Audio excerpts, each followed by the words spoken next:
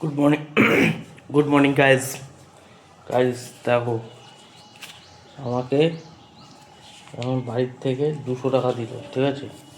200 টাকায় বাজার করতে হবে। এখন কী কী বাজার হয় তোমার দেখাচ্ছি, ঠিক আছে? 200 টাকায় কী কী মাছ কেনা যায় আর কী কী বাজার করতে হয়, কম পয়সায় বেশি বাজার করতে হয়, ঠিক আছে? এটা একটা চ্যালেঞ্জ পড়েছে আমার। তো এখন যাচ্ছি বাজারে, চলো তোমাদের দেখাচ্ছি, ঠিক আছে? গাইস এখন এই দোকান থেকে কচুরি খাবো, ঠিক আছে? চলো খাই।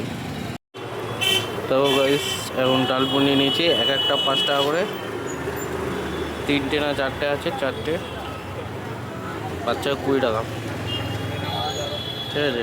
চলো। পাবদা কত করে? পাবদা 40 টাকা।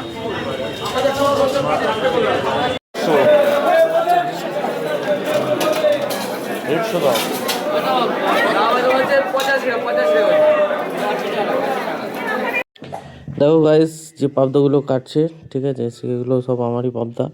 ভালো বড় বড় ছিল পাবদাগুলো, দেখো বেশ অনেকটা বড় বড়। তাই 40 টাকার নিচে তো নেবেই না।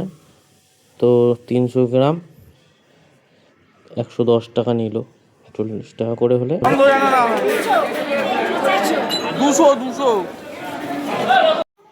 গাইস দেখো চিংড়িগুলো বড় বড়ই ছিল, 25 টাকা করে নিল।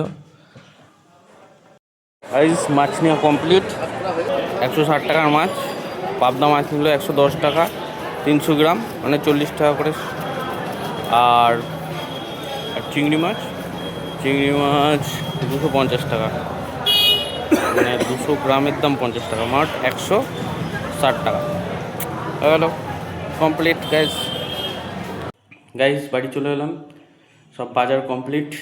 মোট খরচা হয়েছে 180 টাকা। 200 টাকার মধ্যে 180 টাকা, 20 টাকা মাছ এনেছি।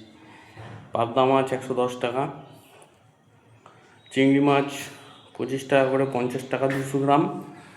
আর পেঁয়াজ নিয়েছি 1 কিলো, 20 টাকা। তাহলে 160, 110, 110 আর 110 আর ওদিকে 50 চিংড়ি মাছ, মানে 160।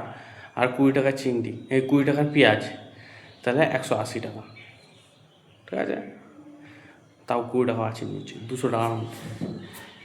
তো আজকে পাবদা মাছ হবে, পাবদা মাছের ঝোল, ঠিক আছে গাইজ? তো থ্যাংক ইউ। আমার চ্যানেলটা বেশি বেশি করে সাবস্ক্রাইব করো দোস্ত, ঠিক আছে?